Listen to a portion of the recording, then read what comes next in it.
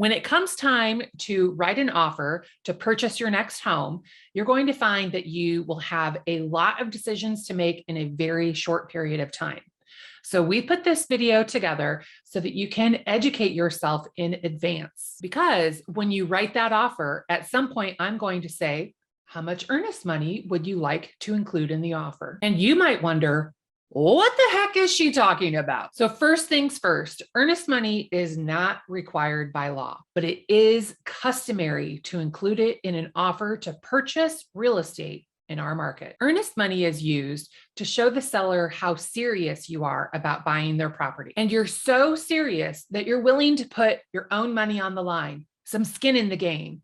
You're going to put your money where your mouth is, so to speak. A common amount that we see is $1,000. But again, it's totally up to you. But if you offer no earnest money or like $20 earnest money, and somebody else offers 1,000 or more in earnest money, well, you don't look so serious in comparison to that, do you? Sometimes sellers, especially builders, will dictate how much earnest money they want. And that's totally up to you on whether or not you want to comply. More than likely, if you want to buy that house from that builder, you're going to have to either pay the earnest money that they want or have a really good reason why you're not going to. Because while it's your choice how much earnest money you're going to offer, it's their choice on whether or not they accept it, and they might counter. Once you've paid your earnest money, it will be kept in a trust account, usually by the listing broker. You can pay your earnest money by check, or most people make an electronic payment these days.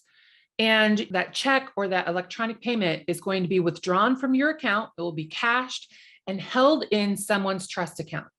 And that will be specified on the purchase agreement. Usually it's the listing broker's trust account, but every situation is different. So it might be a law office's trust account. It might be our trust account, but it will be in some trust account somewhere. And it will be held in that trust account until closing, at which point you'll see a credit for your earnest money amount on your side of the settlement statement.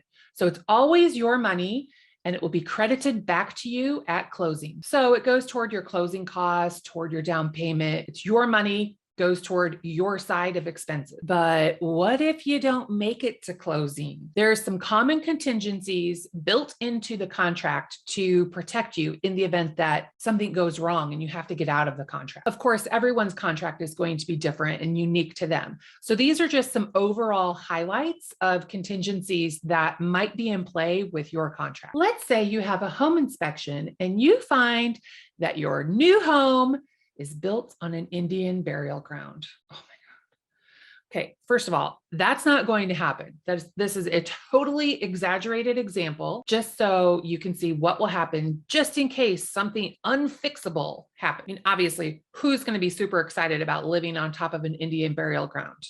Not even at Halloween. I don't think anyone wants that. So per the purchase agreement, the contract rules say that if there is a material defect found during your home inspection period, that you must ask the seller to remedy or fix that problem in writing.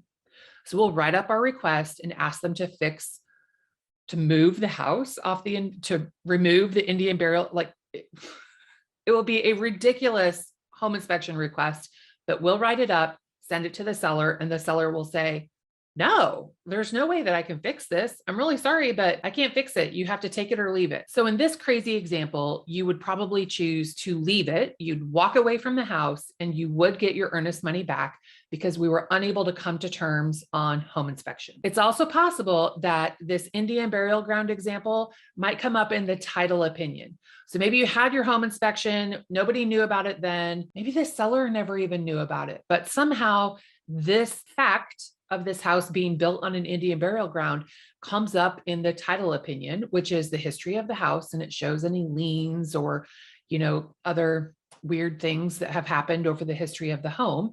And you realize that's not okay. And so through those negotiations to fix the title, then it might come up where you have the opportunity to walk away from the house because this would be considered a title defect. Again, it's kind of a weird example since it's totally fake. And of course, no houses are built on Indian burial grounds. So trying to think of all of the examples of how this would be found out is kind of difficult to do because it's a fake example. So anyway, just know that there are contingencies throughout the contract protecting you to make sure that you are not forced into a real estate purchase situation that you don't agree with or doesn't benefit you the way that you thought it would. Then there's the appraisal contingency. If you're getting a loan for the house, more than likely the bank is going to send out a third-party company to appraise the property to make sure it's worth the value that you and the seller agreed to. In the event that there's an appraisal issue, maybe the appraiser thinks it's worth less than what you agreed to pay, well, you and the seller will have opportunity to work those details out. And if you can't come to an agreement that everybody is cool with, well, you might choose to walk away from the house. And in that case, you would get your earnest money back. And of course, there's a financing contingency. If you're getting a loan and for some reason they can't approve you for that loan, well, you're probably not going to be able to buy the house. So if your loan is denied for whatever reason, then you're not going to be able to buy the house and you'll get your earnest money back. However, let's say you wake up the day before closing and you think, I think I'd rather move to California. Okay. In that example, you're going to lose your earnest money. You're going to forfeit your earnest money. And that is the price you pay for being a flake. Changing your mind for no good reason. It's not okay. It's not going to get you your earnest money back. You might get sued. You should definitely talk to an attorney to make sure that you've got somebody in your corner because there might be some legal ramifications that come up. But when you are in breach of contract, you're definitely not going to get your earnest money back. That's it. That is my brief explanation on what is earnest money so that when it comes time for you to answer that question, how much money do you want to include for earnest money in this offer to purchase your next home, you will know exactly how to answer, or at the very least, you'll know what it is. And then we can talk a little bit more on strategically what amount you should offer that would put your offer at the top of the list to get the seller to sign it with an acceptance, because that's what we all want. We want an accepted purchase agreement. Yes. When you're ready to purchase your next home, please visit us at DesMoinesHouseHunters.com and start house hunting right away.